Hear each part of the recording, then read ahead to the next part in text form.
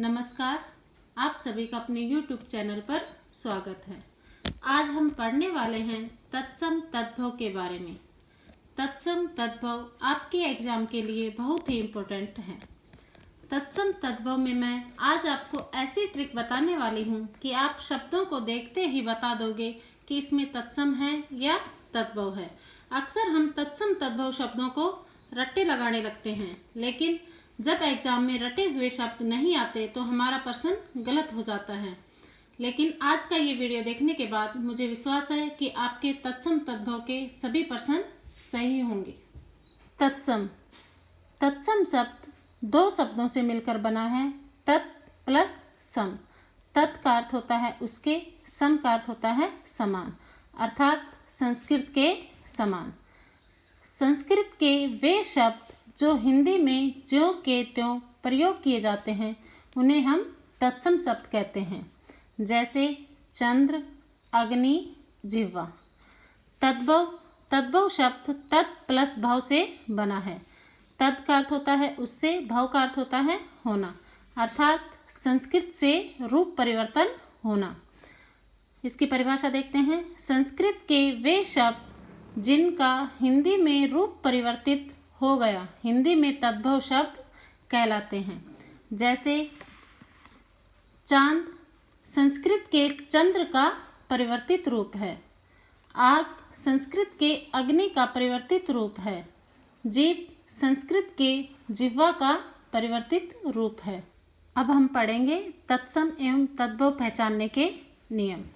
पहला नियम देखो, छ, त्रय, गै, ध्य और श्रय जितने भी ये संयुक्त व्यंजन हैं वो प्राय तत्सम शब्द होते हैं।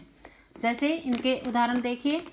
अक्षर, यहाँ भी क्या है, छ। अक्षत, छ। अक्षी, छ। अश्रु, श्रय। अक्षय, छ। विद्युत, ध्य। इनका तद्भव देखते हैं। अक्षर का तद्भव होता है अक्षर या अक्षर। अक्षत का अच्छत, अक्षी का आँख, अश्रु का आंसू, अक्षय का आँख, आखा, अक्षय का आखा, विद्युत का बिजली। यहाँ हम देखेंगे छ जो है वो क्या बन रहा है, छ या ख बन जाता है। इसी तरह त्रय जो होता है वो तय बन जाता है। जैसे क्षेत्र, क्षेत्र का क्या बन जाएगा, खेत। यज्ञ का क्या बन जाता है, जग। तो जितने भी ये संयुक्त व्यंजन हैं वो प्राय शब्द तत्सम होते हैं।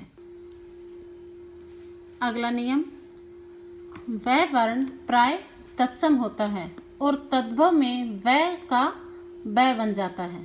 तत्सम में जो वह होता है वह तद्भव में बै बन जाता है। जैसे उदाहरण देखिए इसके। वत्स, यहाँ क्या है, वह। वट, वह। वज्रांग, वह। वर्षा, वह। वक, वह। और इसके तद्भव में वह का वत्स, वह का क्या बन जाएगा, बै, बच्चा। वट, बड़। वज्रांग, बजरंग। वर्षा, बरसात। वक, बगुला। अर्थात वह शब्द जो है वो तत्सम होता है और वह जो है वो तद्भव होता है। इस तरीके से हम पहचान सकते हैं कि कौन सा शब्द तत्सम है और कौन सा तद्भव है। अगला नियम देखते हैं। प्राय जिन तत्सम शब्दों में श, तालव्य वाला जो श होता है वो तद्भव में दंते से बन जाता है। इसके एग्जाम्पल देखते हैं। देखिए, शत, सो। शाक, साग। शिक्षा, सीख। श्वास, सांस। श्रृंगार, सिंगार। श्रृंगार जो शब्द है वो कई बार शुद्ध शब्दों में भी पूछ लेते हैं, तो इसका शुद्ध शब्द ये है इस प्रकार से, और ये इस प्रकार से र लगाने से ये क्या बन जाएगा, अशुद्ध बन जाएगा। इसलिए ये भी बहुत महत्वपूर्ण प्रश्न है और इस तरीके से हम ये पहचान सकते हैं कि कौन सा शब्द तत्सम है और कौन सा तद्भव। हमें रटने की ज़रूरत भी नहीं पड़ेगी। प्राय री का प्रयोग तत्सम शब्दों में होता है, यानी जहाँ भी आपको री दिखे वो शब्द क्या होगा, तत्सम। यहाँ उदाहरण देखिए इसके, घृत, ये री है तो इसका तद्भव हो जाएगा घी। मृत्तिका, री है, मिट्टी। गृहिणी, री का प्रयोग है, घरनी। गृह, री का प्रयोग है, इसका तद्भव हो जाएगा घर। इसका अर्थ है कि री जो शब्द के लगा हुआ होता है वो प्राय तत्सम शब्द होता है, और इस तरीके से हम पहचान सकते हैं कि कौन सा शब्द तत्सम है और कौन सा तद्भव है। अगला नियम, श वर्ण जो होता है वो तत्सम में होता है और तद्भव में उसका छ या स बन जाता है। जैसे षष्ठ, छठा।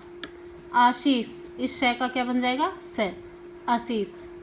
शिष्य, शिष्य, ये स बन गया।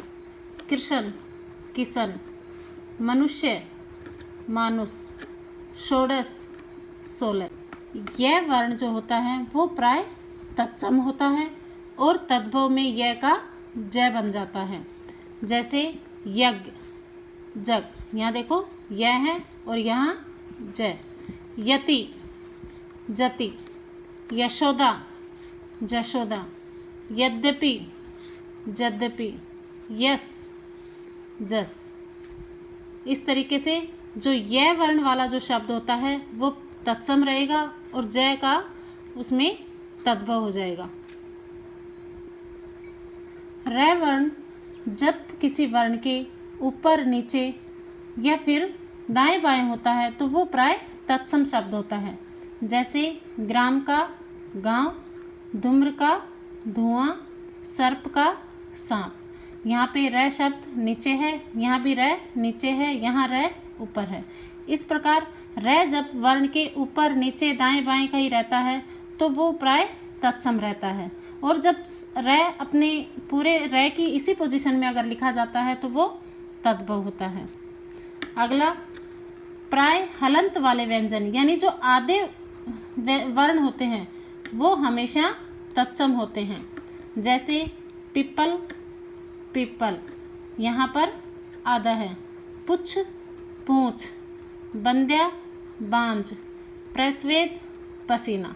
इस तरीके से अगर कोई हलंत का या आधा वर्ण जब आ जाता है तो वो हमेशा तत्सम होता है। अगला नियम, अनुस्वार वाले शब्द जो होते हैं वो तत्सम में होते हैं और चंद्र बिंदु वाले जो शब्द होते हैं वो तद्भव के होते हैं। जैसे यहाँ पर देखो, अंचल का आंचल। अंक, आँख। अंगुली, अंगूरी। चंद्र, चांद। मुख, मुंह। यानी जब अनुस्वार होता है एक बिंदी तो वो शब्द तत्सम रहेगा, और जब चंद्र बिंदु वाला जो शब्द होगा वो हमेशा तद्भव में रहेगा। इस तरीके से हम बहुत अच्छे से पहचान सकते हैं। अगर हमने वो शब्द नहीं भी पढ़े तो भी हम पहचान सकते हैं कि कौन सा शब्द तत्सम है और कौन सा तद्भव। लास्ट एक नियम और है, विसर्ग का प्रयोग उन्हीं संस्कृत शब्दों में होता है जो हिंदी में उसी रूप में प्रचलित हैं। अर्थात विसर्ग जब शब्द के लगा होता है तो वो तत्सम होता है, और बिना विसर्ग वाला जो शब्द होता है वो तद्भव होता है। यहाँ पर कर्पूर, कर्पूर है, कर्पूर। ये कर्पूर का कभी कभी तद्भव में कपूर भी बन जाता है। ज्येष्ठ है, ज्येष्ठ। इस प्रकार इन सभी नियमों को अगर हम एक या दो बार देख लेंगे या फिर सुन लेंगे तो हम कभी भी तत्सम और तद्भव शब्दों को गलत नहीं कर पाएंगे। धन्यवाद।